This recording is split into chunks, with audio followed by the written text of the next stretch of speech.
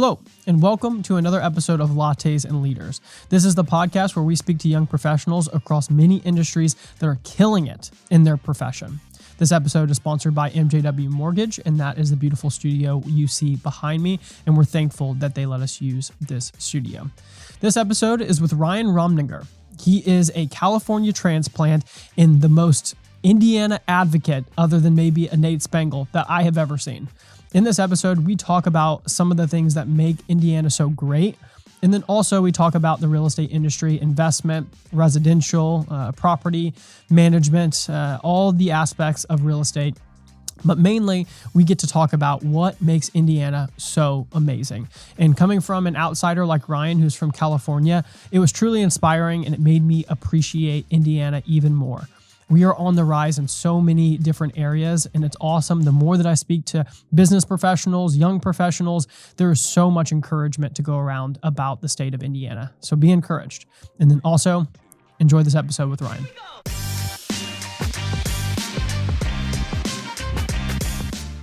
You do a lot of things.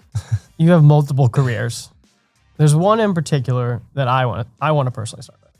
Yeah. You did some research. Greetings from Indy, the circular city where sports are the best and the skyline is pretty. Drop into a brewery if you need a cold one, then hit the Mona Trail to go on a long run. The Mona Trail is where you can ride all the way to Westfield to show your Colts pride. Don't have beaches and don't have mountains, but we have some cool parks and squares with fountains. Are we going to go through all three verses? I was going to go through the first minute. Okay. Fair. I know 500 reasons that you're going to have a blast. 1 month ago. This is fresh. This is fresh. How long did this take you? Too long. Yeah, too long. Because it is very well done. Thank you. I appreciate it. Actually, the guy who shot it, it's a guy named I think I don't know if he'd want to shout out or not. I'll just say Kyle, and we can tag him if he want. But he's actually a client of mine. I helped him and his wife buy a house in Fishers, and it was just one of those. I actually met him on Instagram. He followed me, and we started talking. And they had just moved back to the States, and were looking to buy a house. And it was one of those client things where we just started developing a friendship as I was working with him, which that's always really fun when that happens in this business. By the way, I'm a real estate agent, if that needs to be said.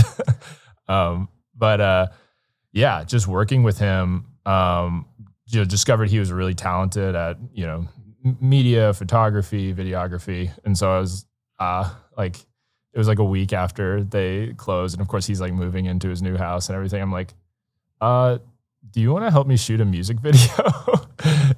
Cause I had all the song written, and I just recorded it. I recorded it in GarageBand. So I just, I was watching YouTube videos on like how to produce, sound, and, doing a very mediocre, but what I felt was passable job. I created that beat myself, and that's all for better or for worse. That's all me.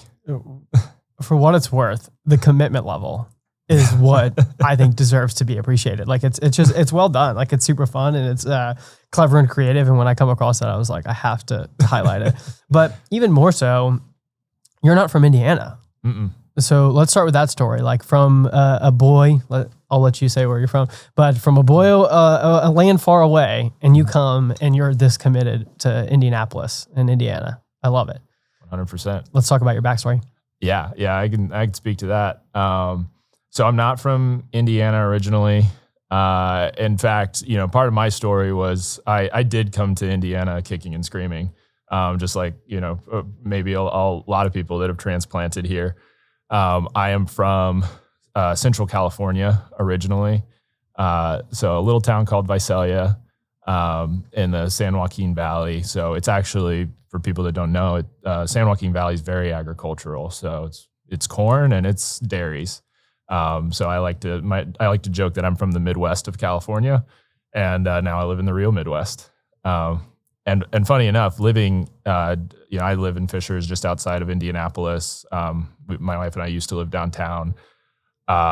Living in Indianapolis, I live in a bigger city than where the town I'm from. It was like less than 100,000 people growing up. So, but it's just different. California is different climate. We really didn't have like all 4 seasons.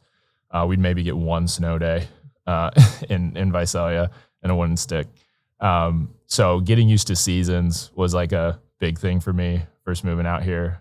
I should say the reason I moved out to Central Indiana originally was my wife and I met in school. We both went to college at Liberty University, Central Virginia. That's where we met, started dating, and we did the thing that for better or for worse, as it goes with marriage, we did the thing that a lot of Christian college students do, where we were like, it's senior year, like, what are we gonna do? And I love at the time and still to this day, I love my wife very much, and I was like, well, I think it's time to propose. So we got betrothed. So had a wedding date coming up, we graduated in May, had a wedding date set for September.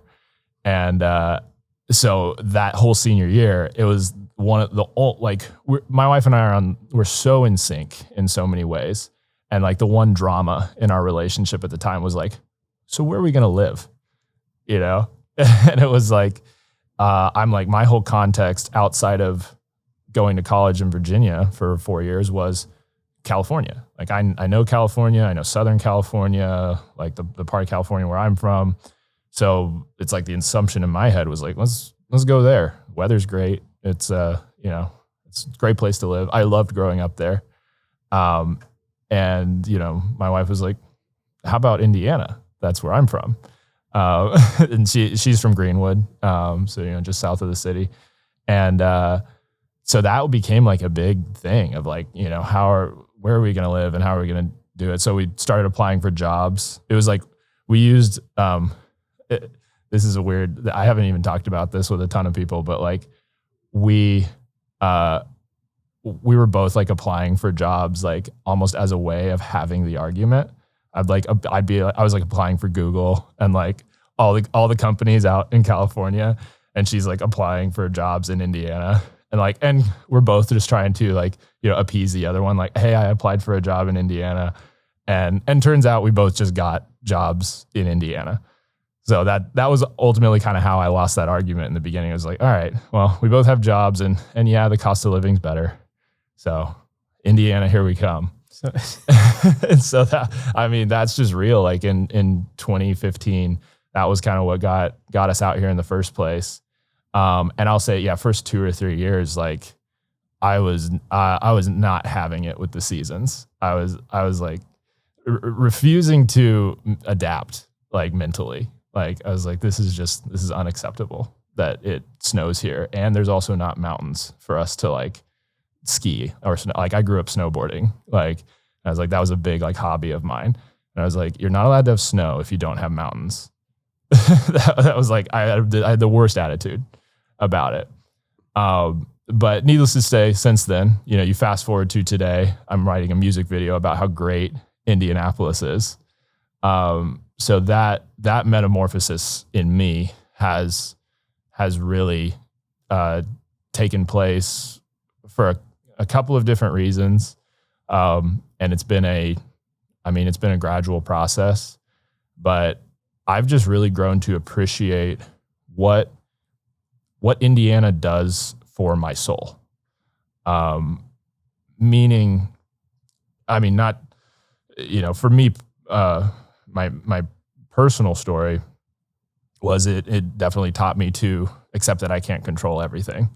And I have to learn to adapt. That was certainly part of it for me. But just being in a place that has, all 4 seasons, and there's this rhythm to life here. There's actually something really beautiful about that when you actually stop to appreciate it, and you don't just get obsessed with controlling, like, oh, I have to live in this place where the temperature only changes by 20 degrees, give or take. Like, it has to be in this sweet spot or I'm uncomfortable.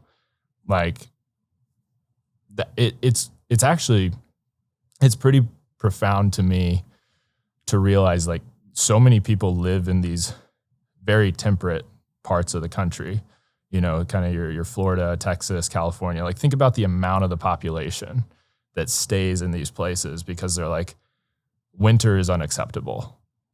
Like, I can't have that. And I'm not, if that's you, great. Like, enjoy the warm weather. But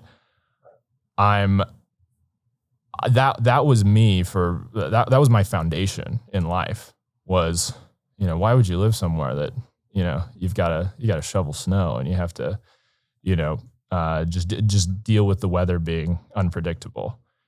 And adjusting my expectation to, I want, as a person, in outside of the weather, just in life, I want to be able to be somebody who can deal with whatever storm is coming. I want to be a strong person. I want to be a hardy person. So I want to be somebody who can visit California and appreciate, like, hey, look, I get to have great weather for 2 weeks or a week or however long I'm there.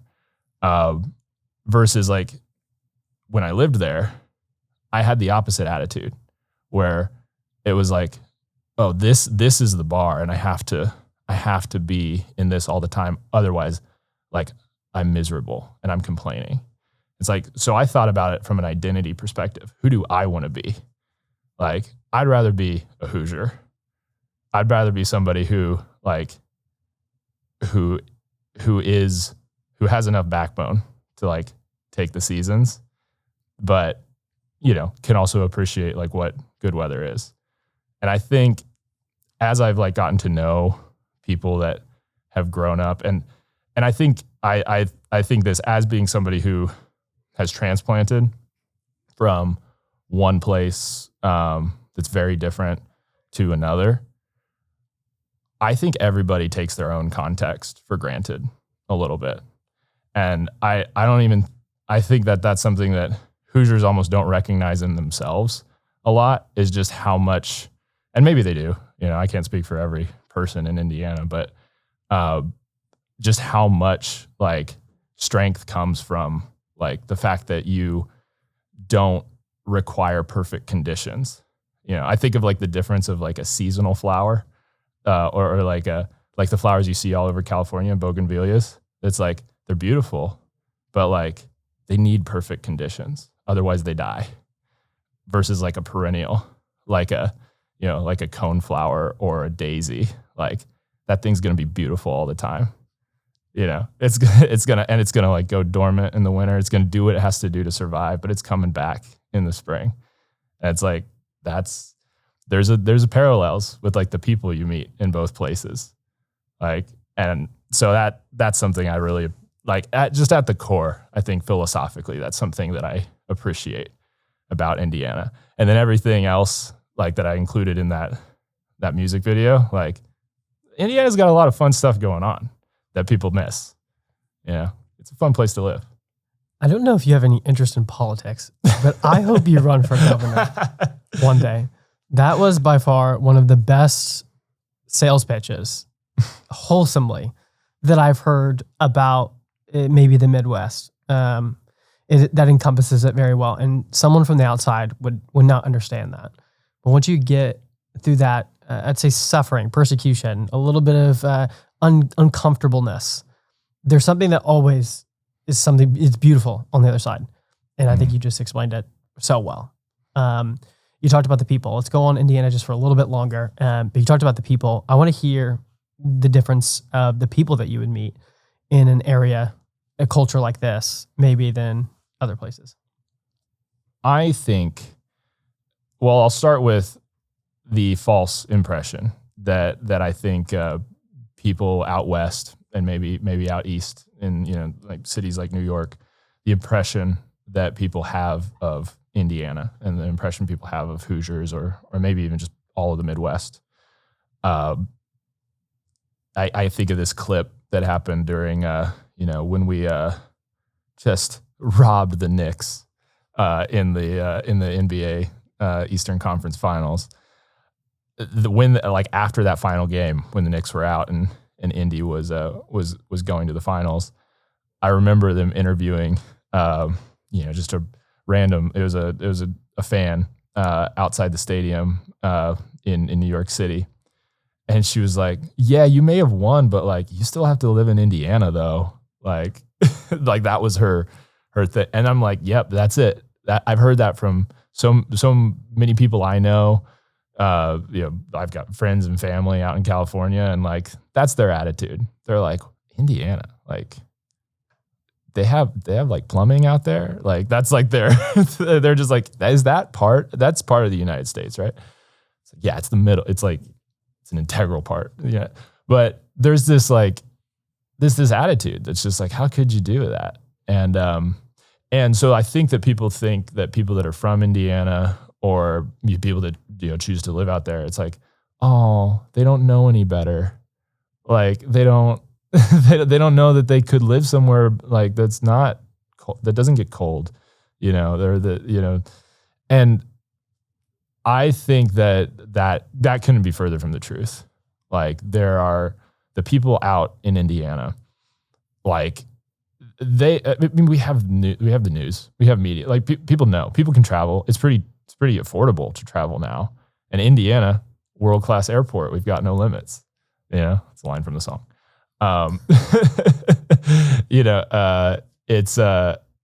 It's got a great airport. You can get to, if you want to go to, it's an hour flight to New York for like, you could probably get it for less than $100.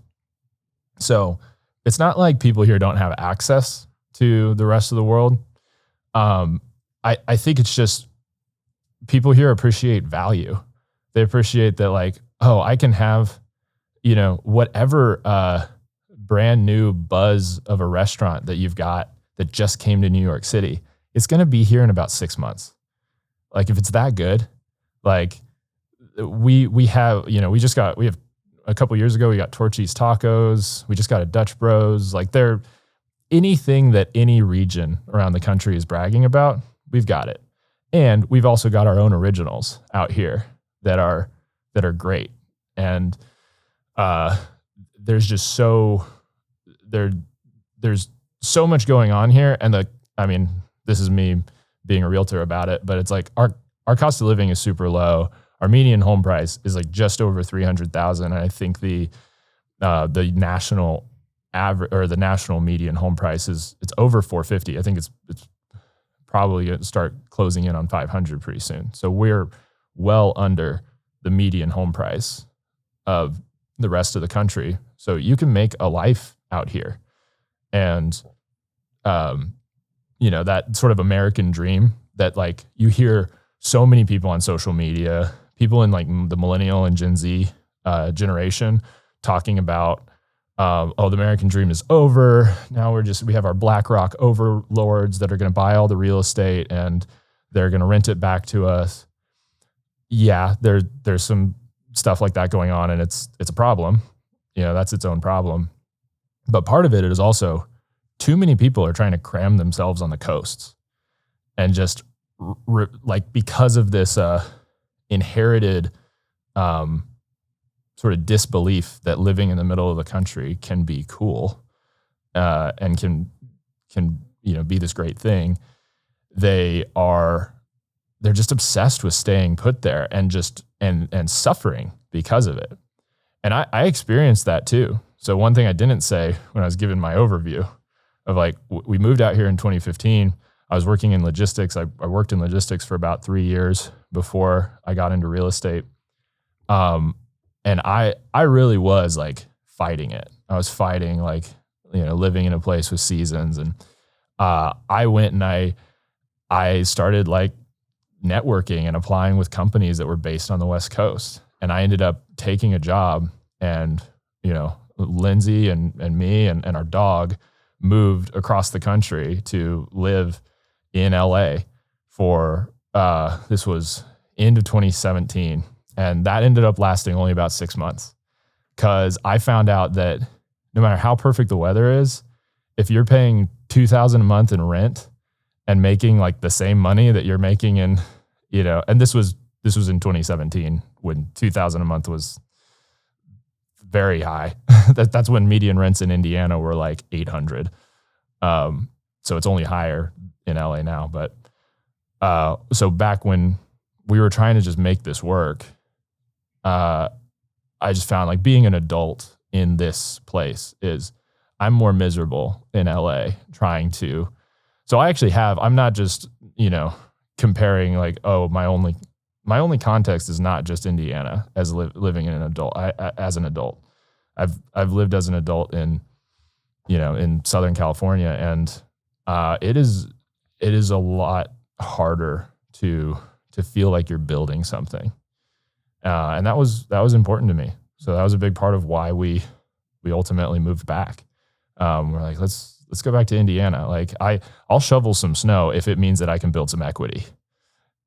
You know, that just became pretty clear to me.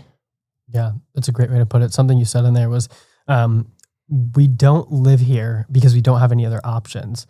The people who end up staying here want to be here. And that's something cool. Like everyone wants to be in California. If they could live there, like it's perfect, right? Here, it's like people who have the same mentality and same manners, I would say, and same kind of outlook on life of they want to build something for their families. They actually want a home. They want to pour into their communities. Like that's the kind of person you're going to get here, because we don't have mountains. We don't have the ocean. We don't have anything else drawing us in. Like it's literally just the culture and the people. Like that's what brings us here. And so it's not that we don't. My story was very similar throughout from 22 to 20. So about 8 years. I lived in many other places, including states, including other countries, including California. And I chose intentionally to come back because I wanted to be here, because it was something different. And I loved it here. Like I didn't know what I had when I was growing up here, but then I went and I saw other slices of the pie, and I was like, no, like Indiana is my place. Like I couldn't wait to come back. So I was kind of that person, but yeah. Anyways, we'll move on to the next one. So you've done 128 real estate deals, and you manage 400 plus properties. What do you love so much about real estate to make multiple companies in it and to help so many different people? Well, so the name of our property management company is Intrigue Real Estate and Property Management. And I think that name is it really does kind of encompass what I love about real estate. And that is that there's always something to learn. Like there's always something new happening. It's an evolving industry. The technology is always evolving. There's also so many facets to it. I think, people think of real estate professionals. They think of realtors, think of somebody showing up with an iPad or a clipboard and, telling you how many bedrooms and bathrooms and square foot the house has. And like realtors, by themselves do a lot more than that when it comes to, contracts and negotiation and really advocating for what their clients want. And I mean, there's so many facets and creative ways to make deals work that people just don't know until, somebody tells them. And so realtors alone do a lot. But even outside working on transactions, being a real estate agent, there's property management, there's real estate development, there's investing. There's so much to this industry as a whole that I just find extremely fascinating. And our company was originally called Intrigue Indy because I think that intrigue that I had, it was just as much as it was real estate in general, it was about Indianapolis as a city. I was fascinated that this is a bit of a humble brag, but We bought our first home in Indiana for $85,000. And I could this was 2016. So this is we were in Indianapolis for a year at that point. We actually broke our first lease, which is ironic. As somebody who runs a property management company, I have broken every lease that I've had. I paid the early termination fee. So I did it right. Nobody's tried to take me to small claims court over anything. But our first lease, we were leasing an apartment in Woodruff Place on the east side. And I think we were paying like $850 a month. And, we're just paying our rent. And we're doing what we think you're supposed to do, like right out of college. Like, we're going to rent an apartment downtown. It's going to be fun. We're going to work and we're going to hang out on Mass Ave. And, we're doing the 22-year-old thing. And then I just started to learn about what a mortgage is and what buying a house looks like. And at the time I couldn't believe again, I almost hate to even say this because the math works a little bit differently nowadays. But at the time I think we were able to put 3% down on a home that would cost $85,000 that was turnkey. It was move-in ready. It was recently renovated. It was a 3-bedroom, 1-bath, modest house in Community Heights, the near Little Flower, the near East Side. And I was like, so we could buy a house that is bigger than this 1-bedroom apartment we live in. And our mortgage payment would be $537 a month. So our monthly payment went down. We only had to put $3,000 down on the house. And I was like, the math doesn't make sense for us to rent. So that was the context I was coming in. That was before I was a realtor. I worked with a real estate agent to buy the house. I was asking her a million questions about what being a real estate agent works, because I was so fascinated. And I didn't know it was going to be 2 years later I'd be getting my own license and doing it myself. But I just remember driving around the east side of downtown, driving around the near north side. And I would drive through neighborhoods and I'd count the dumpsters, cause they'd have dumpsters out front when they were renovating properties. And I was just there's so much happening here. There's a real movement happening in our market, and they're taking, distressed, abandoned properties, and they're turning them into beautiful places to live. I want to be a part of this. And I was 23 and had no money. And so it's not like I'm just going to be able to come in as an investor and start buying a bunch of stuff. And so I was getting my real estate license. That's the next step here. If I could start working with investors and providing them the services that they need, I get a front row seat to what investors do and how they think about real estate.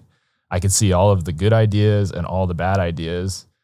And I probably wasn't completely thinking about it that way. I was just thinking about, I was also thinking I want to get out of logistics, and real estate seems fun. But in retrospect, that's how it's that was such a good move, because that's what it gave me. It gave me this ability to see exactly what real estate investors do, what works, what doesn't. And so I got to participate in the Indianapolis market, and that's, it's been the past 7 years of doing that. $85,000, $3,000 down payment. Do you have any idea what that's worth today? What it's worth today? Well, I'll say that's one of my biggest regrets in real estate is selling that property, because I sold it right after capital gains had passed the 2 years. I sold it for, I think, 120. And I thought it was so smart. I was I made a 30% return. This is great. And granted, we were able to use the proceeds from that to put down a down payment on a property that we do still own in Mapleton Fall Creek. That became our home for 3.5 years. And then it became our first rental property when we moved to Fishers. And that was one that we renovated. We bought for like $70K and put $50K into it and added value to it. So that was the type of investment I wanted to make. So I sort of don't regret it from that perspective. But that property, which is on Emerson, the first one we owned that we bought for $85K, roughly it's probably worth, because I actually know the owner renovated the basement too. So it turned it into actually now it's like a 5-bedroom, 2-bath, because it had this full basement that when we lived there was sort of unfinished. I mean, that thing is probably worth $230 at least. So, which is, I mean, you're talking, that's over 100% appreciation, which is pretty wild. So if my math is correct, you've been in real estate for 5 years now, 7 years plus 2 years, 5 years. 2018. So actually 7 years. Okay. Yeah. How has the market changed? What are some misconceptions or things that have been over dramatized in the current market? And then what things do you truly feel like have some credibility? Yeah. It is interesting being in Indiana when we have national news media that is like, here's what's happening in the real estate market. And when they say the real estate market, they're talking about an average of New York and LA. Like they're not talking about us, because our market behaves so differently, or so different from a lot of like the coastal markets. So while there's a lot of markets, and not just coastal, there's Denver and like Austin, Texas, Phoenix. In the last 3 years, there's a lot of markets that have gone through like corrections. And you could look at the median price and they've gone through corrections, and kind of the prices started to recover in some of them, or it's just starting to correct in others. Indiana, the whole time, we've just been the little engine that could, we're just kind of like steady Eddie. That's what investors have always referred to Indiana as, is like, I like Indiana because it's a steady Eddie. Like it's just, it's not like going to spike in appreciation and all of a sudden I'm going to make a ton of extra equity, but it's also not going to the bottom's not going to fall out of it. Cause that's kind of what goes on in, your sort of markets like San Francisco and LA, where it's just like that balloon's inflating, and then it pops. And then, so you get winners and losers in markets like that. With Indiana, you just kind of, everybody just, it's not like a sexy, like, look at all this money I made on this one real estate deal, but it's like, I made a little bit of money over 10 years, like just consistently. So it's a good market for cash flow. The cash flow math has changed in Indiana from the real estate investment standpoint. The best way I could put it, because I've been working, I work with both owner occupants and investor clients. The best way I could put it is when I've been working with investors since 2018, especially the first 2 years that I worked in real estate. Indianapolis was still, if you think of like buyer's market and seller's market as a spectrum, Indianapolis was leaning buyers, meaning we had all these listings and buyers could kind of have their way with sellers a little bit. Like, I'll give you $15K under your asking price, or like they just put these offers in and they'd be able to like really work the seller down. Or at least even if it was a home that was price consistent with the comparable sales, the seller was gonna get their number. There were so many options to choose from. So investors were really able to be like, this one doesn't work for what I'm trying to do. This one does. So it wasn't like this frenzy to try to buy. So that started in 2020. 2020, 2021, it shifted to, just like the rest of the country, it shifted to a seller's market where a listing would get listed and it would be on the market for a couple of days and have multiple offers. So you really, as a buyer, you had to fight to get listings. And sometimes that meant offering over asking.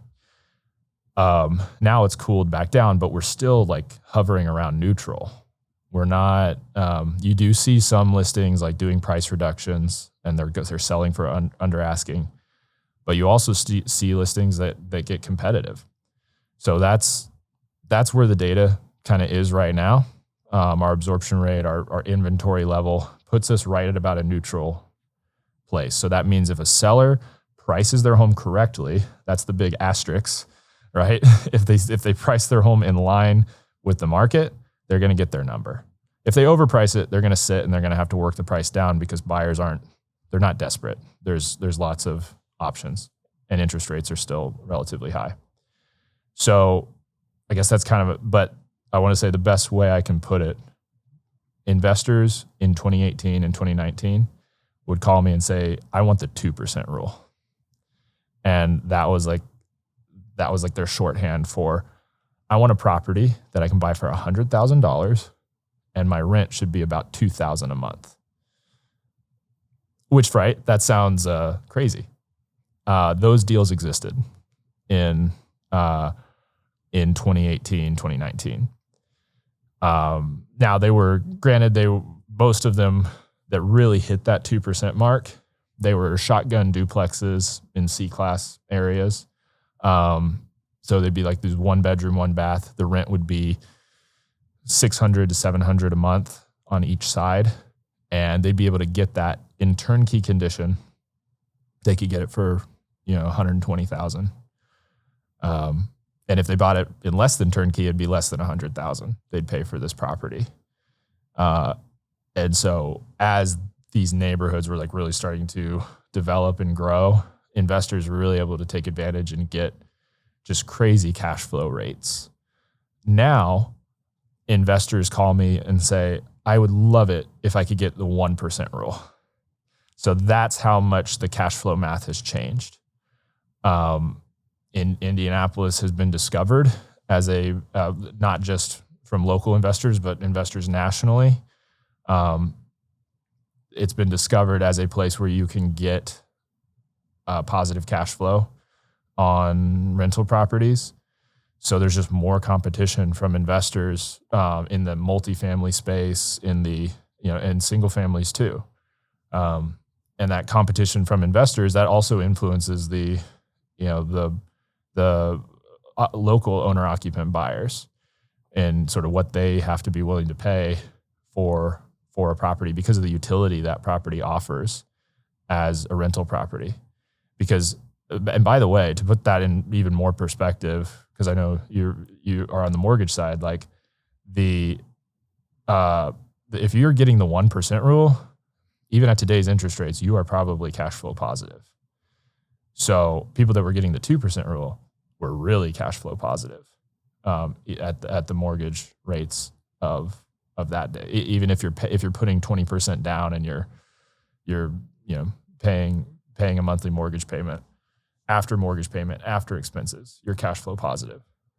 So Indianapolis is still a market today where that's possible. So that's why investors are still interested, because investors today are more than satisfied with just, I can buy in a market the size of Indianapolis with that like secure job base and industry.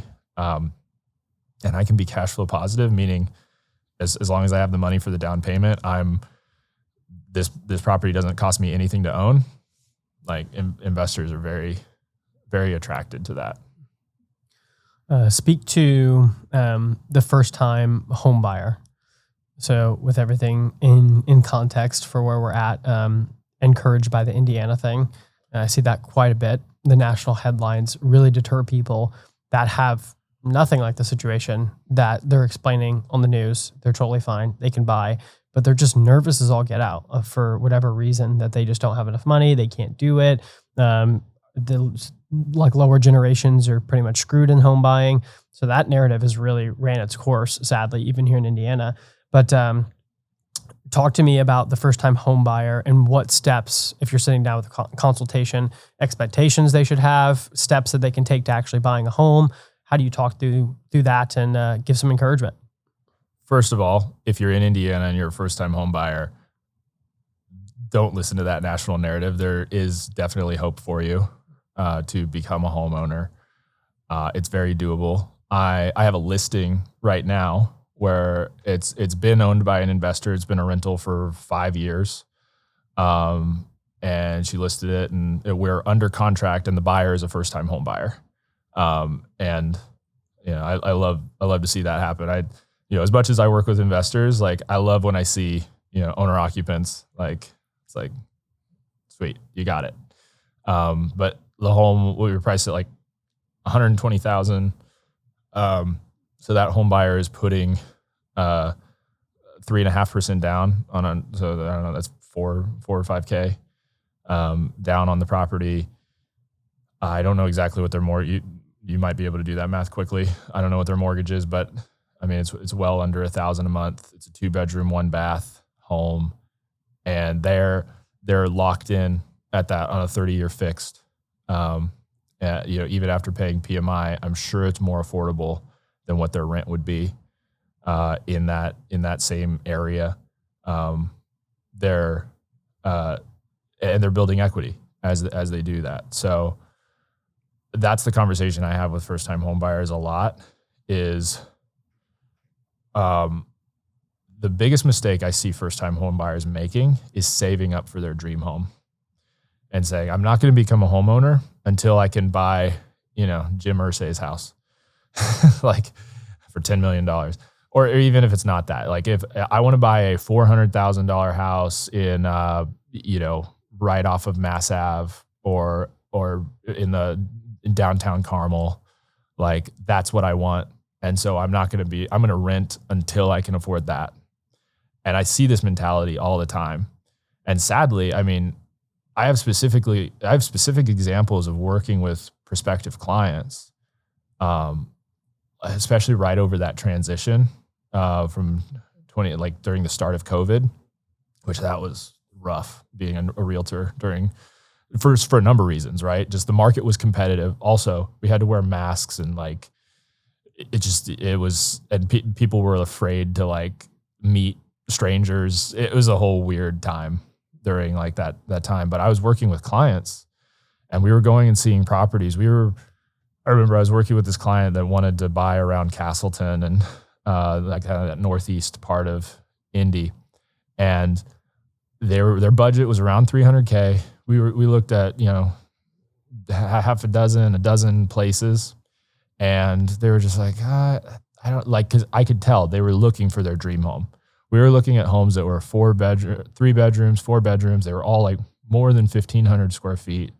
By the way, they're living in an apartment that's 800 square feet. So they're trying to double their lifestyle, and the price is around 300. And they're like, man, I don't know. I don't know if we should do this. And I'm doing the math with them. The payment is the same as what if they renewed their lease, on their apartment. It's, your payment's going to be the same, but the significance of that is your rent is going to go up by 2 to 5%. It follows inflation. It's going to go up by 2 to 5% every year. Your mortgage stays the same until you pay it off or you sell the house. So you're locking in what your monthly cost is in addition to building equity. And so I'm trying to just explain this. And I think they got to a point where they just felt they couldn't. There was also just a spousal agreement on what we want in a house kind of element to it. And they were like, let's just press pause. And this is right in the heart of 2020. By 2021, that was the year 2020 to 2021, 2021 to 2022. That's when we had runaway appreciation, unprecedented appreciation for Indiana. I mentioned earlier, Indiana is a steady Eddie. Those 2 years were an exception, but they were also an exception for the rest of the country too. We had 10% appreciation and then 14% appreciation back-to-back years. It was crazy. So I watched this family get priced out of the market. And that sucks to see as a realtor when you're I'm trying to explain, you can afford this today.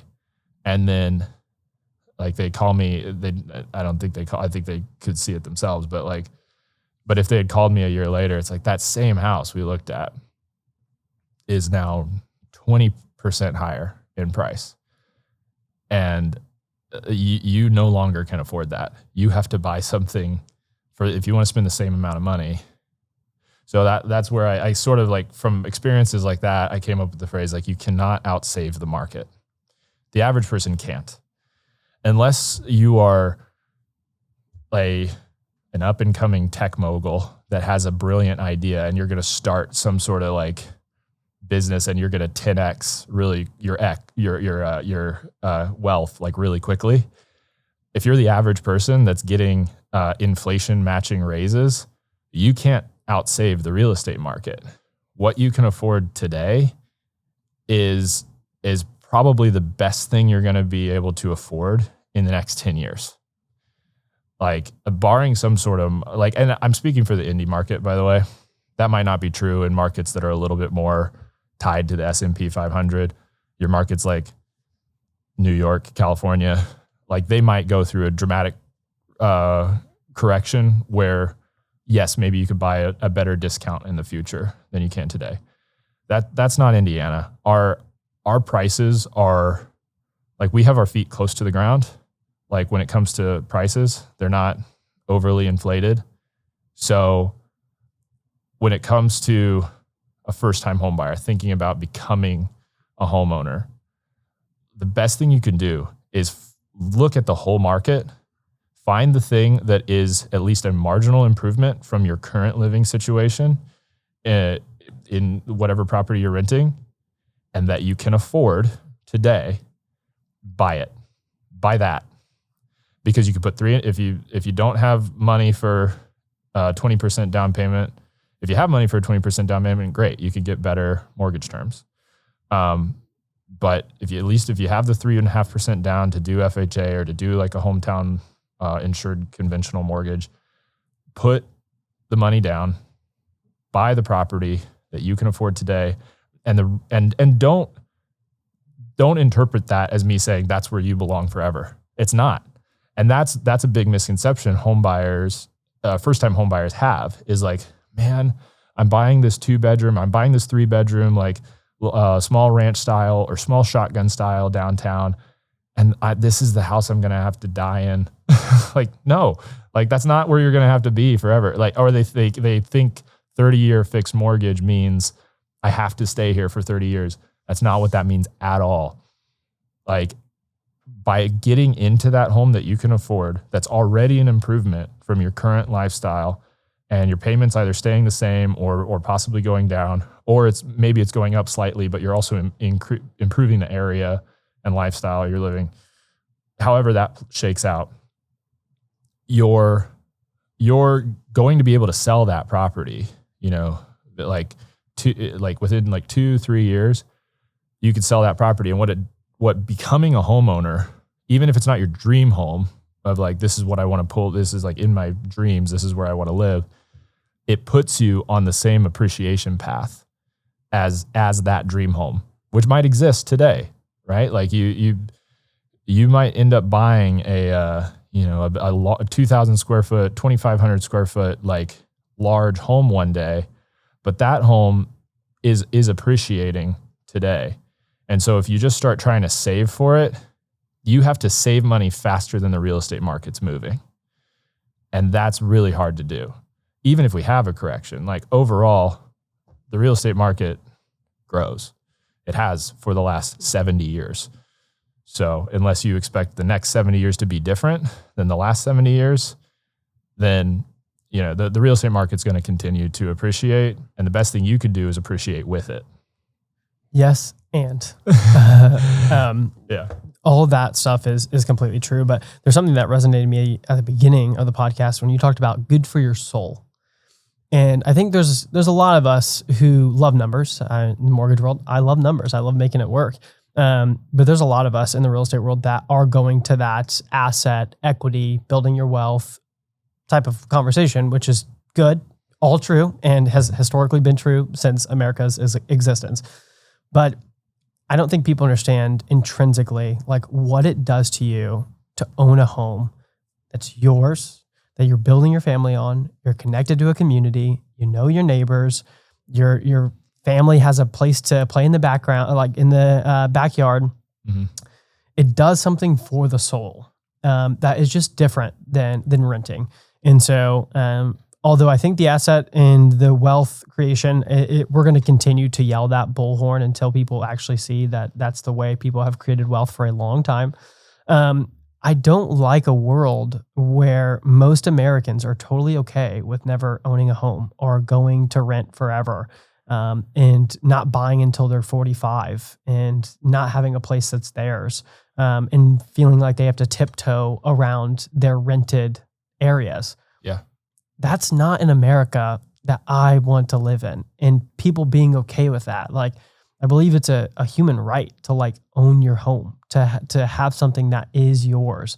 Yeah. And so I feel like we're going a bad direction, and it's like a lot of people have lost hope in it. And it's like, okay, I can prove to you the numbers, but like you have to believe it in your soul that this is like still good for you. Right. Because like if we give up that, I don't know where we go as a country. Yeah. That's a really interesting way to put it. Like it's a human right. Like I sort of like, I don't know if I exactly think of it as a right, but I think of it as much of a part of being human as the will to live. Right. So it's like, I look at somebody, I do interpret somebody who says like, I just don't care if I ever own a home. That's somebody who like, they also might as well be telling me like, I don't care about freedom. I don't care about like whether I live or die. Like to me, it's just like, it is part of like your, like having a space of your own is so much, well, it's so much a part of the American dream, but just even outside, just being a human, like humans want a space of their own where nobody is like, telling them what to do. And, yeah. So this might be a very blunt analogy, but I sort of, in my head, I think about it like, would you rather be the farmer or the farmer's livestock? And I think so many people think that their only choice is to be the farmer's livestock. And that has got to be just one of the most hopeless things, to just feel like, this is my pin. This is where I'm kept. Like this shoebox apartment, this is where I go. And they're going to charge me, this much in rent for the next 12 months. And then it's going to be more. And then it's going to be more. I hope that I could keep working hard enough that my raise is higher than my monthly cost is going up. So just that math that people are dealing with at such a large scale. Like, I think there's a place for renting. I work in property management. Like, I would be pretty hypocritical if I didn't think that there is a reason or a good reason that the rental market exists. We need rentals. People, you might be temporarily living in a place for work. A Cali boy coming to Indiana. Yeah. Not sure if it's going to take, like there's reasons why you should rent. And even if that reason is just like, life hit hard and I'm not in a place to own a home right now, going through divorce, going through whatever. And the way I put this is like, it's okay if you want to. It gets me when you don't feel like you have the option not to. Yeah. I hate that. Yep. I hate that either you're priced out of the market, you're making a normal salary. Maybe both people even have jobs, good jobs, and they're working their butts off and they can't. Yeah. Yeah. And this is a little bit of like, this might be an unpopular opinion, because people, it's very kind of in style politically right now to talk about like people shouldn't be displaced. Like we don't want people being displaced from their homes. And no, I don't want that. I don't think people should be like forced out of their homes. But I think of my gentle pushback, if I might offer a suggestion, is some people should choose to leave. Like, I'm not talking about leaving Indianapolis, but I'm talking about coming to Indianapolis. I'm talking about leave LA, leave New York City, leave these like markets that, yes, like you might have a lot of context there, but if wealthy oligarchs are taking over your market and pricing you out. Your humanity in some ways. Like, you might feel that you are protesting, or like you might feel like you are part of the resistance by staying and by like, no, I'm not going anywhere. Like, you're like, I'm from Brooklyn. Like, Brooklyn's where I'll die. Like, you might, and I get that sentiment. But the thing is, just economically, you're helping them. You're helping them win. You're participating in the market that they're taking over. You're buying groceries from their chains. You're paying rent to them. If you really want to hurt the billionaires, if you really want to hurt, the people that you hate, those oligarchs that own everything, just leave. Just leave. Don't play their game. And then go set up on your own. People have done that for centuries, by the way. This isn't a new problem. It might feel new because we're doing this at a bigger scale and America has a bigger population. But this is what the colonists did. Like, they came here where there was nothing. They interpreted New York City as a wasteland. They're like, I'm going to leave England for that? Like, I know there's a whole hornet's nest with colonization. There were people here. I'll acknowledge that. But the point is, people have always been looking for a place of their own. And one of the best places that you can, or one of the best ways that you can build wealth and feel free and have that benefit to your soul is find a place of your own. And that might not be in the city or the market that you live in right now, where you're renting. Like, you might need to find a market where, like, this is where I can have a place to call home, a place to call my own. And yeah, you started that question with like what it does for your soul. I get caught up in the numbers because I like talking about the numbers a lot. And I think that's the way I can prove to myself that I'm not like a crackpot, that I'm not just telling people to do this thing that's actually a bad idea. Like, the numbers are what prove to me, like, no, this is homeownership. It makes financial sense. You need to do that. But to what you're saying, like, there is completely a very hard to quantify, intangible thing that happens when you become a homeowner. And the best I could do is just kind of describe what that experience is. Like, man, build a paver patio yourself.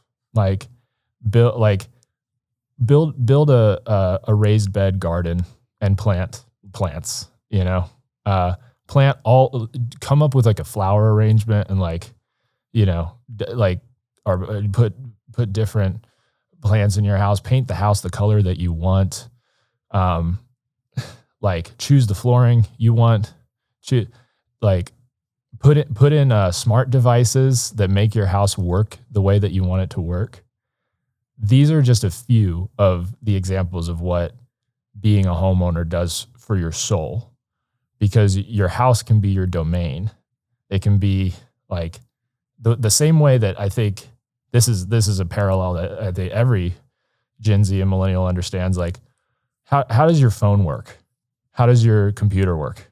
It works exactly the way you designed it to work, right? You arranged your apps exactly where you want them. Like, you made it your domain. And you can only do that to an extent with a rental. And by the way, you got to do it, and you got to think about it like in the sense of, I'm going to arrange everything how I want it. And if I want my security deposit, I'm going to have to undo all of this when I leave. Like, owning a home, all that stuff you're doing, not only, and sorry to get this back to the numbers a little bit, but like all those improvements you're making to make your life better, you can leave those with the house and you get paid for those improvements you made. So that's helping you build wealth.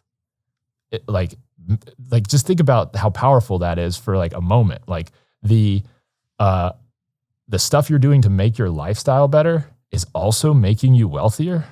Like, I don't know about you, but that sounds like synergy to me. Like, You don't get that when you're leasing a property. I'd be remiss if we didn't talk about your social media of some point. Your personal branding is amazing. I think your personality shines so bright. And so talk to me about your strategy, whether it's just personal branding as like an Indiana kind of advocate or like a real estate agent. Like, how have you approached it and how has it contributed to your success? I'd say more as like an entrepreneur, since you're doing multiple different things, not just a real estate agent, but you're just success overall. Yeah. So social media.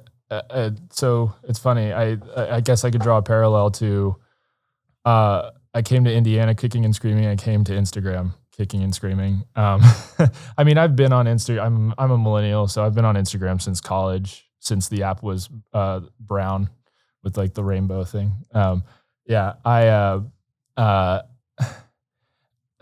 So I've always had a personal Instagram and just kind of treated it like a lot of people treat it, just casually. This is, whatever. I'll share this, I'll share that.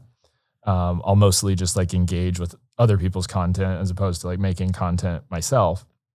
But I think like a lot of people in real estate, I did feel a certain amount of pressure to be like, well, I need to do something on social media. I need to let people know I'm a realtor. I need people to remember that I'm a resource for them. And I was trying to stay top of mind. So that was part of my start into like thinking about content. And man, the first couple of years, I don't know if I've deleted it. So if you scroll deep enough, you could probably find some pretty cringy videos. But like the first couple of years was super clunky. I was just trying to copy what every real estate agent was doing. I was like doing like TikTok dances and just, and trying to do like talking head videos, but feeling very awkward in front of the camera, feeling like not really knowing how to like engage people. And so like I go back and I'm like, man, this is super boring. I'm watching myself and I really want to scroll, like really bad.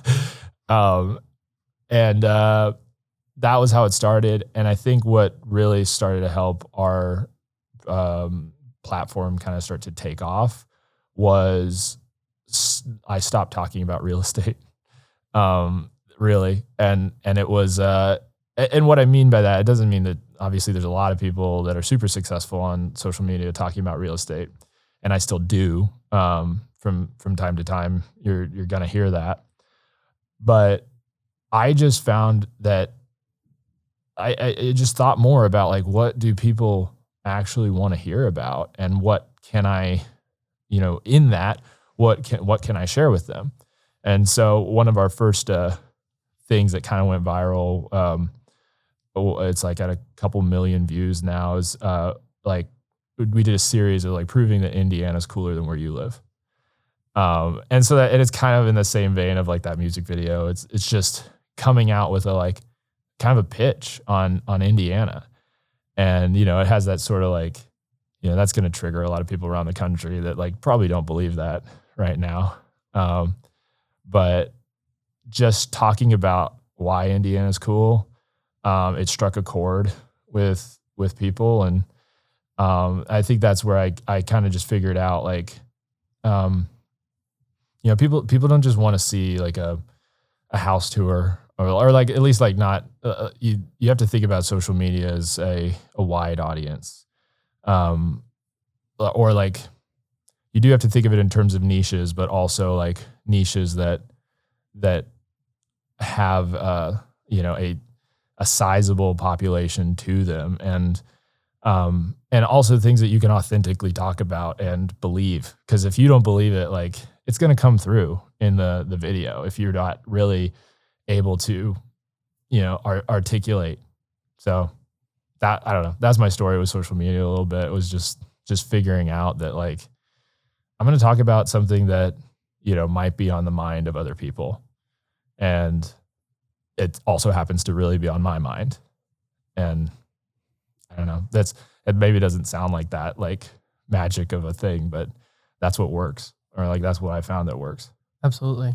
Now, after that first one went viral, did you start to consider like a lot more strategy and put more thoughtfulness into it? Or did you just kind of follow your curiosity and tried to have as much fun as possible, be a little bit creative, be a little bit strategic, but then just went for it? Or did you start to put like some good effort, some scripting, some like thinking through the shots? Like which would you kind of fall into? Man, it's a little bit of both. Like, cause we definitely, my wife helps me a lot with my social media. In fact, she's working on a whole business around it, helping small businesses create social media videos. But she has done a lot with like helping me write scripts, helping me coordinate with different businesses and organizations. So there's so much that happens behind the scenes now to like coordinate these videos. And yeah, we're thinking about like what shots do we need to get, so there's certainly preparation and strategy that goes into it. But at the same time, like some of the, like I think everybody who creates content has had this experience to an extent. Like you think you have the magic formula, and then you make a video where you're just like, this is going to blow up. And like, and it doesn't, like, just for one reason or another, it just doesn't strike a chord. And it's like, that's sort of like that one of those mysteries of like the zeitgeist of pop culture. Like you think that you're kind of chasing a dragon with it. Like you think you have it, but and then the opposite, the one that you think. Yes. The opposite is true too. Like, it's like the thing that I'm like, I don't care right now. I'm just going to make this like fun video. That's like, who cares? Not even gonna put much effort into it. And then it's like, hundreds of thousands of views. You're like, wow, who would have thought? Who would have thunk it? Yeah. As we finish out here, we go through some quick questions just to get a little bit of your personality. You've talked about Indy quite a bit, so I'll be curious to kind of hear where this goes. But if you have a free weekend, are you and your wife and child, we haven't even talked about that, but your kiddo, are you guys staying in or going on a spontaneous trip? We do like to go on trips. Like, I mean, we love that the airport is right here in Indy. We like to, I've got family out west, and we'll go out there. We just celebrated our 10-year anniversary, which is crazy. Like you could be, if you get married at 22, you can be married for 10 years by the time you're 32. So we're like a young old married couple. But yeah, we just celebrated 10 years, and we went to New York City and spent like 4 days there. So I don't know if I would say spontaneous. I feel like if I waited for like a last minute, it's like my weekend wouldn't be free. That's how my schedule feels like. So I'm often doing showings. Like we're going to church on Sunday morning. Sunday afternoon, I feel like we do a lot of just like resetting for the week. I feel like, that's like, it's like the big, like, laundry and clean up the house. And like, we're doing a lot of that on the weekend. Our schedule is so, I think, abnormal because then it'll be like a Tuesday, and we're going to a park to shoot a social media, which is like, is this work? I don't know. So it's weird. I feel like we're always working and always like having kind of random times of, being available and being able to have fun. It's just entrepreneur life. Absolutely. Do you prefer a good movie, a good book, or a good podcast? And what would be your favorite in whatever category you pick? That is such a good question. Now, I don't know if this counts as book, but I'm like a big audiobook guy. So I'm just such an auditory person. I like, if I'm trying to sit down and read words on a page, I will like keep losing focus and not get it done. But I'll like because of real estate and doing showings around town, I am in my car a lot. So I often listen to audiobooks now at a like 1.5 speed, and just I just consume audiobooks like so quickly. And that's probably my preference at the moment. I'd say a couple of years ago it was probably more podcasts. I still do listen to podcasts. There's like certain times where it's like I'd rather listen to a podcast than an audiobook. But if I know I'm going to be listening to something for an extended period, like working on a project or driving somewhere in my car, like I'm doing audiobook. I'm doing a Pet Cemetery by Stephen King right now.